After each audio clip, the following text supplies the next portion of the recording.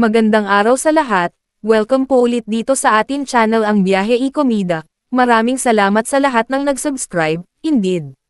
Punta tayo sa atin topic, July 16, 2025. Puksa ang Barbie Kylie viral, P77, trailer naka 1M views sa loob ng 24 na oras.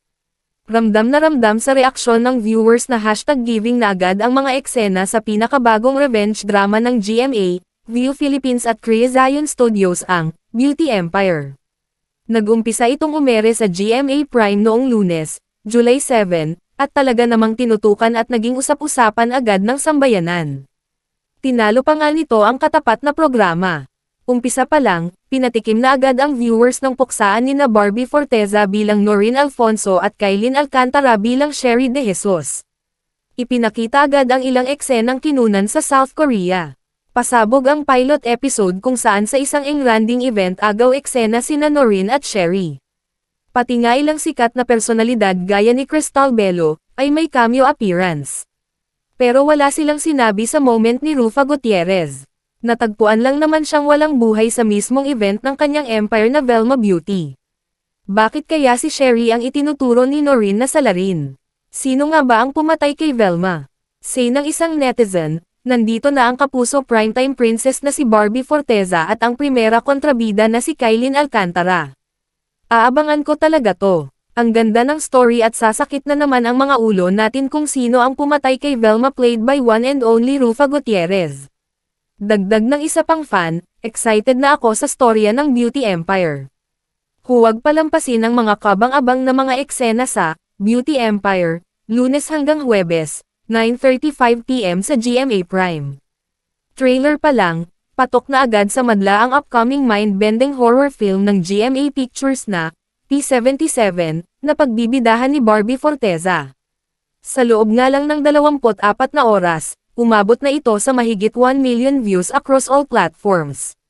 Mapapanood sa 2-minute trailer ang paghahanap ni Luna, Barbie, ng trabaho sa tirahan ni Sonia, Jackie Lou Blanco. Dahil kailangan niyang magtrabaho para sa pamilya, tinanggap niya ang trabaho kahit pa, delikado, umano sa lugar.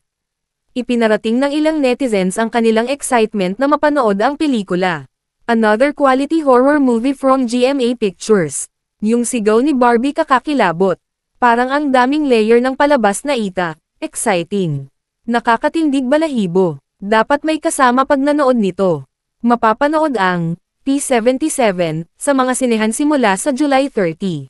Barbie Forteza is definitely having a good year.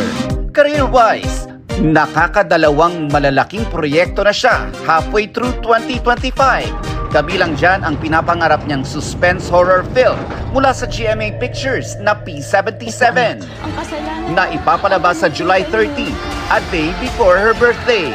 Sinubok daw sa pelikula ang kakayahan ni Barbie as an actress.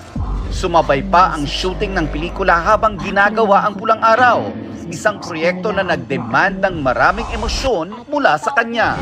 Then there's Beauty Empire, kung saan kasama ang kanyang best friend na si Kylie Alcantara, beauty queen actress Rufa Gutierrez. Kasama rin nila si Korean actor Choi Bo-min, at kinakaaliwan pa online ang kanilang eksena. Puno ng pasasalamat si Barbie sa kanyang mga kwento.